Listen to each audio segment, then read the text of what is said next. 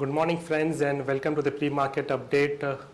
First and foremost, wishing you all a very happy Holi in advance. Tomorrow being a trading holiday for the markets, so wishing you all in advance have a safe and happy Holi.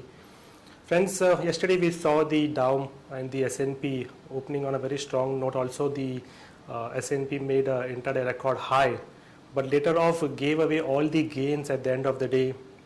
Also, currently the Asian markets and also the European markets yesterday closed on a negative note and gave away all the gains after the news that the Cyprus has reached a bailout plan. But now the concerns are that the bank's restructuring plan at the Cyprus would now use as a template for the other European nations, and this is one of the major concerns which is now coming out, and because of which we have seen all the markets now trading on negative zone. The Asian markets currently are trading down by around 0.5 to a percentage down. What we saw in the Indian markets yesterday is that we opened a strong note, and then again we fell and we closed on a very negative territory. And the flows, as far as the flows are concerned, the FIIs were positive to the tune of around 717 odd crores in the cash market, which is a provisional figure. At the same point of time, the DIs were net sellers to the tune of around 415 odd crores as a provisional figure. Tomorrow being a trading holiday, Thursday we have an expiry. So further views and further stock updates, let's have a look at the derivatives analysis. Good morning, friends. Let's have a view at derivatives.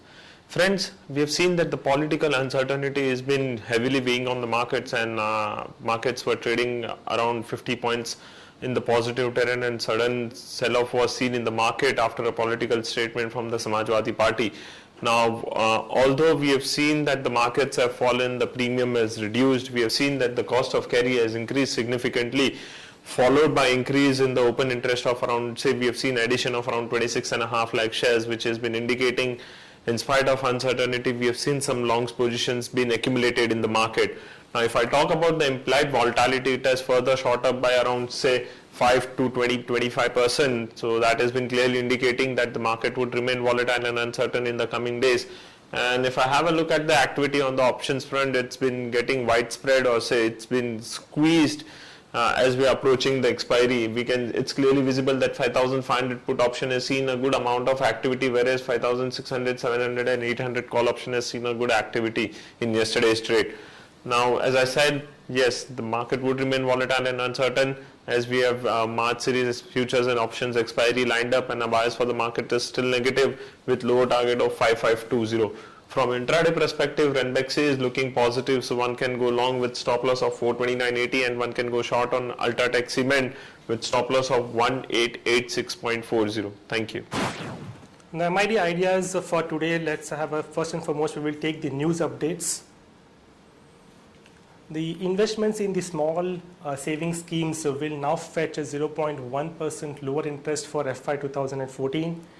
The NHAI allowed developers to defer the premium payments. Now, this is a positive move for the developers, which could potentially ease the financial burdens for the developers and help in reviving many of the halted projects. Yesterday, we saw a sharp sell-off in the markets, and the news that Samajwadi Party, an important constituent of the UPA, which is providing outside support to the government till now, has given indications of pulling the plug on the UPA government soon.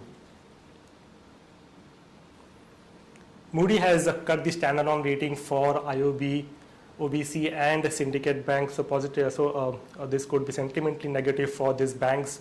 According to the recent paper by the Center for the Budget and Governance Accountability, India's tax to GDP ratio is lowest at around 15.5%. On the other news, the Indian Railways has decided to cut the haulage charges for some categories of container traffic from April 1st to spur growth in the freight movement. And Satyam has extended the amalgamation plan with Tech Mahindra by approximately 6 months.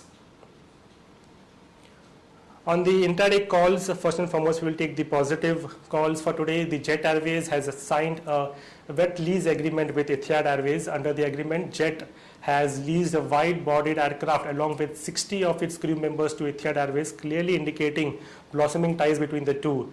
On the basis of this news, we recommend to go long on Jet Airways with a stop loss of 531 for a target of 545 to 550.